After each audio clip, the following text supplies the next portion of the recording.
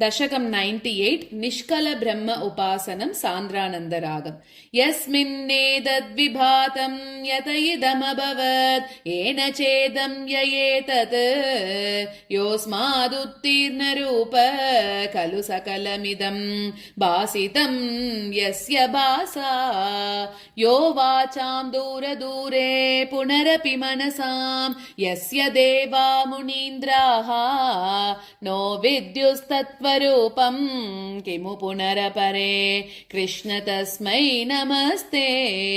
श्री गुरुवायूरप्पा शरणम्।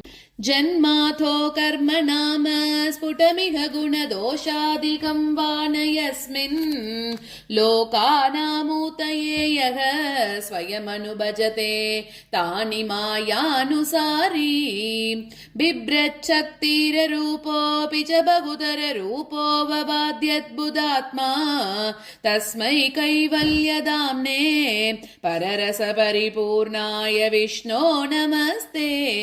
श्री गुरुवायूरप्पा शरणम्।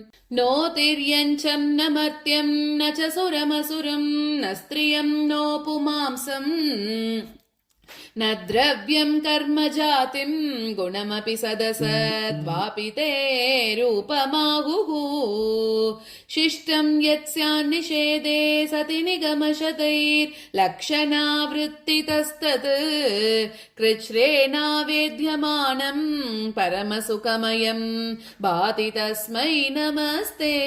श्री गुरुवायूरप्पा शरणम्। मायायां बिम्बितस्त्वं सृजसि महदहङ्कार तन्मात्रभेदैः भूतग्रामेन्द्रियाद्यैरपि सकल जगत् स्वप्नसङ्कल्पकल्पम् भूयः संहृत्य सर्वं कमटैव पदान् यात्मना कालशक्त्या गम्भीरे जायमाने तमसि वितिमिरो भासि तस्मै नमस्ते। श्री गुरुवायूरप्पा शरणम्। शब्द ब्रह्मेति कर्मेत्यनुरिति भगवन् काल इत्यालपन्ति त्वामेकं विश्वहेतुं सकलमयतया सर्वथा कल्प्यमानं वेदान्तैर्यत्तु गीतं पुरुषपरचिदात् माभितं तत्तु तत्त्वं प्रेक्षामात्रेण मूल प्रकृतिविकृतिकृत् कृष्ण तस्मै नमस्ते।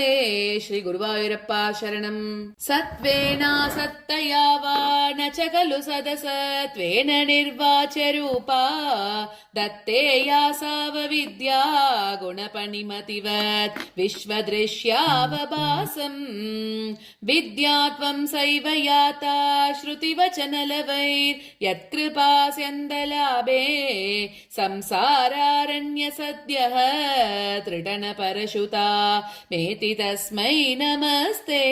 श्री गुरुवायूरप्पा शरणम्।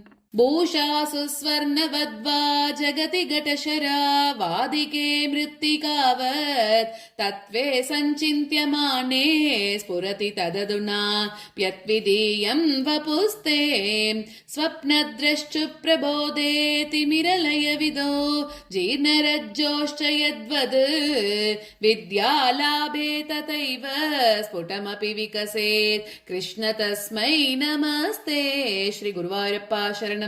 यद्भीत्योदेति सूर्यो दहति च दहनो वाति वायुस्तथान्ये यद्भीताः पद्मजाद्याः पुनरुचितबली नाहरन्तेनु कालम् येनैवारोपिताः प्राङ् निजपदमपि ते चावितारश्च पश्चात् तस्मै विश्वं नियन्त्रे वयमपि भवते कृष्ण कुर्मः प्रणामम्। श्री गुरुवायूरप्पा शरणम्। त्रैलोक्यं भावयन्तं त्रिगुणमयमिदं त्र्यक्षरस्यैकवाच्यं त्रिशानामैक्यरूपं त्रिभिरपि निगमैर्गीयमानस्वभावम् स्वरूपम् तिस्रोऽवस्थाविदन्तम् त्रियुगजनिजुषम् त्रिक्रमाक्रान्तविश्वम् त्रैकाल्ये भेदहीनम् त्रिभिरहमनिशम्